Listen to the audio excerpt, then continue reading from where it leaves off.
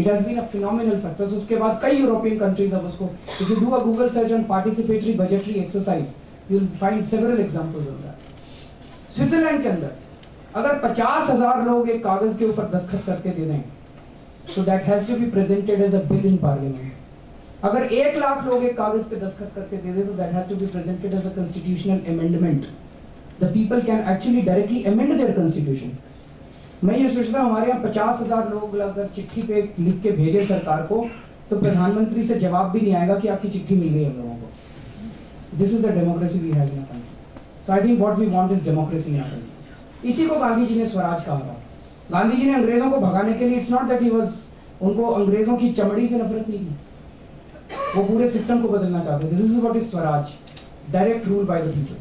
So I think what we need to do is we need to move from representative democracy to some extent to direct democracy. I'm not saying that we can have full direct democracy. There has to be an element of representative democracy as well as direct democracy. But there has to be, we have to move towards direct democracy.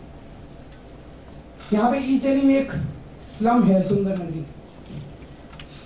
उसमें ना पानी है पीने को, ना sewer system है, ना secondary school है.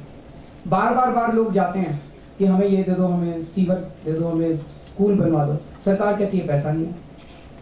अभी 5-6 साल पहले सरकार ने 60 लाख रुपए के फव्वारे बनवाए वहां पे.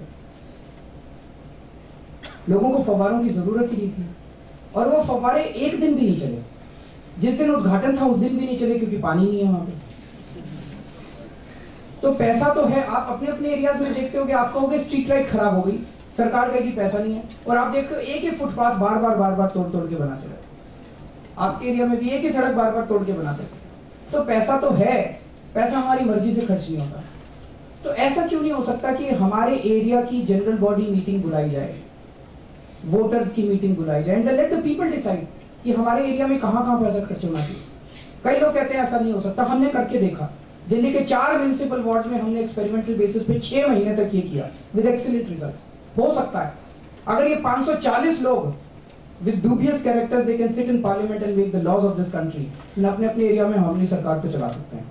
I think we are capable enough. So you guys have to decide how would you like to participate. but मेरा अपना ये मानना है कि जैसे हम अपने परिवार के लिए इतनी चिंता करते हैं, अगर हम देश के लिए चिंता नहीं करेंगे, देश के लिए टाइम नहीं लेंगे, 10% 20% अपनी जिंदगी का टाइम आपको देना ही पड़ेगा.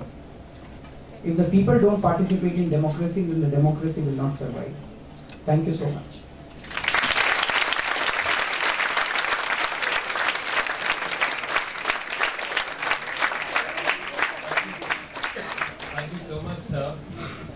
Indeed, it was really heartrending to know those vital statistics, the number of our so-called people in position with the cases of murder, rape, robbery, and to know that 50,000 people can come and sign and form a bill in Switzerland. And what are we doing in India?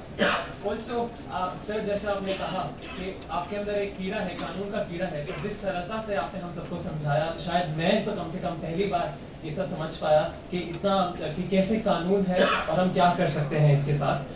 I'm really sure the entire conversation has triggered a lot of thought process in us, and it will be action oriented as well.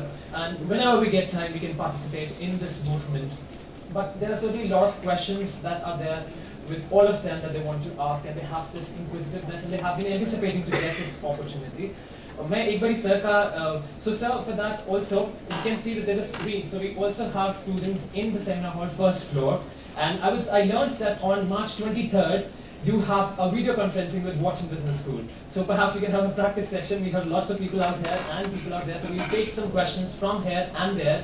और आप सबसे बस एक ही अनुरोध है, मैं एक श्री अरविंद केजरीवाल जी का एक इंटरव्यू देख रहा था, उसमें वो समझा रहे थे कि जो हमारी सीबीआई है उसको इंडिपेंडेंट करना चाहिए. And he was trying to explain कि एक कमेटी दूसरे को आगे फॉरवर्ड करती है, दूसरी तीसरे को करती है, तीसरी चौथे को करती है, और ये पूरी जलेबी बना रखी है. So I request all of you to not form jalebis of your questions. Please make your questions very precise, very brief, and pertinent to the speech. And can we have the questions right now? The house is open for all the audience. You can ask your questions. We have few hands out there. Sir, मेरा नाम कार्तिक दवे है, मैं यहाँ faculty. मेरा एक सीधा सा question है सर, आपके विचारों से पूरी तरह सहमत हैं, लेकिन आप ये कैसे इंश्योर करेंगे कि जो आदमी, आम आदमी आपसे जुड़ रहा है वो भी क्लीन है और वो भी सिस्टम में आएगा तो वो क्लीन ही रहेगा? उसका क्या मैकेनिज्म रहा आपने बनाया? बिल्कुल ठीक बोल रहे हैं आप. देखिए जिन लोगों को अभी हम साथ जोड़ेंगे, तीन तरह के लोग हमारे साथ जुड़ रहे हैं। एक है जो पार्टी की कमिटीज के अंदर आ रहे हैं, एक है जो कि हमारे कैंडिडेट्स होंगे, और एक है जो कि नॉर्मल वॉलंटियर्स हैं। जो नॉर्मल वॉलंटियर्स हैं ये तो सबका देश है, उसके ऊपर कोई स्क्रीनिंग नहीं है, सब लोग आए वॉलंटियर करें, देश के लिए जो भी काम करना चाहता है करें। जो कमिटीज के अंदर आ रहे हैं उसकी हम अपनी स्क्रीनिंग करवा रहे हैं, हम अपनी पहले उसकी बैकग्राउंड स्क्रीनिंग वगैरह करवाते हैं, तभी हम उसको लेते हैं। लेकिन अगर फिर भी वो गड़बड़ निकल आता है तो हमारे यहाँ इंटरनल लोकपाल का हमने एक सिस्टम बनाया कि उसको निकालने की एक प्रक्रिया चालू की जा सके। कैंडिडेट्स का जहां तक सवाल है, वो इंटरनल लोकपाल से पार्टी से तो निकालेंगे ही उसको, लेकिन अगर जन लोकपाल बिल हम 15 दिन में पास कर देते हैं, विच ऑब्वियसली इज पॉसिबल, तो वो खुद ही कोई भी जन लोकपाल को जाके शिकायत करेगा। अगर मैं भी कल को करप्शन करूंगा तो उसको जेल होगी, 6 महीने के अंदर जेल होगी। There will be special provision for elected representatives that within 6 months the case has to be bound up.